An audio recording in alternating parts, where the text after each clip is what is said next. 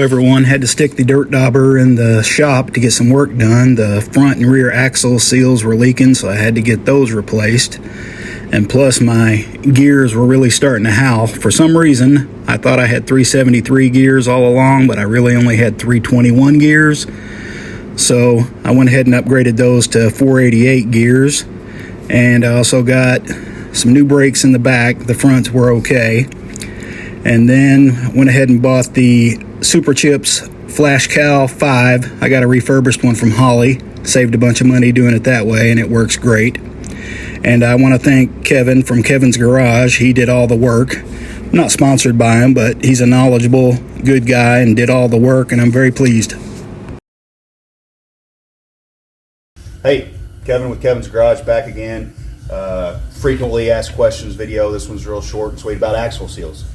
You see this on the front or back of your Wrangler or Ford pickup, Ram, whatever. That means your axle fluid is leaking out.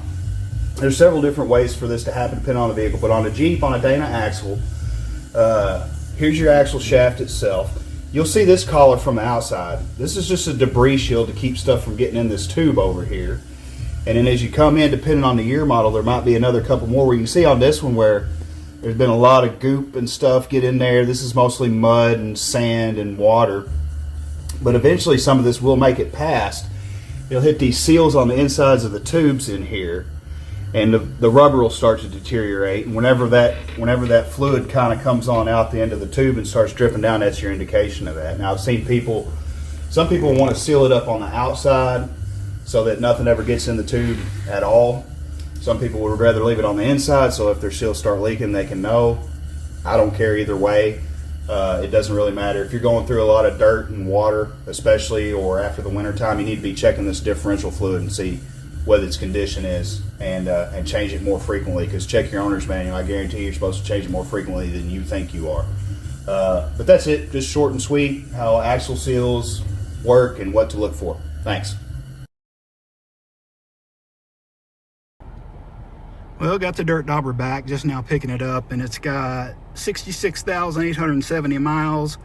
So I've got a 500 mile break-in period. So I'm gonna go about 15 miles, and then I'm just gonna stop and let it cool down as according to the directions for break-in.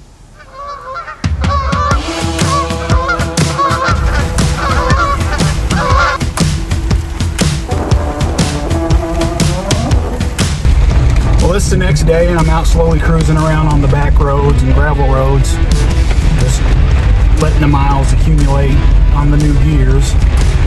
It's pretty nasty outside. It's been raining all day. It's supposed to rain all night. So I figure it's a good time to just get out and cruise around, since I can't really go off-roading or do any drone footage.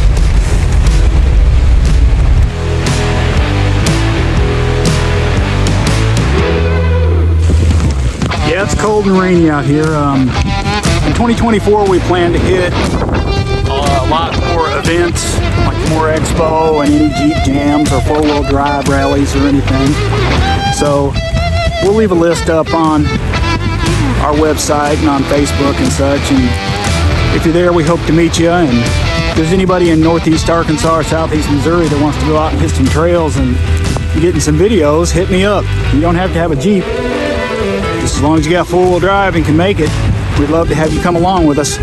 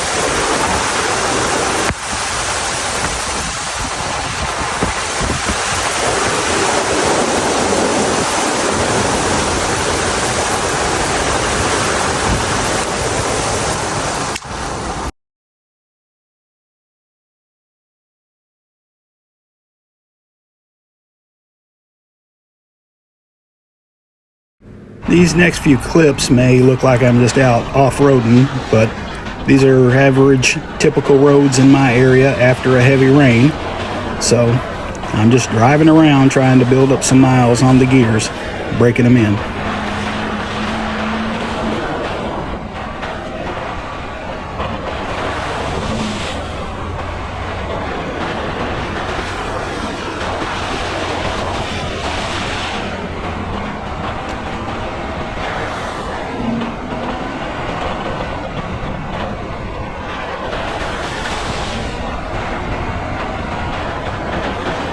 So the next video you see from us should have the gears totally broken in and everything, and hopefully we'll have the camper out doing some overlanding.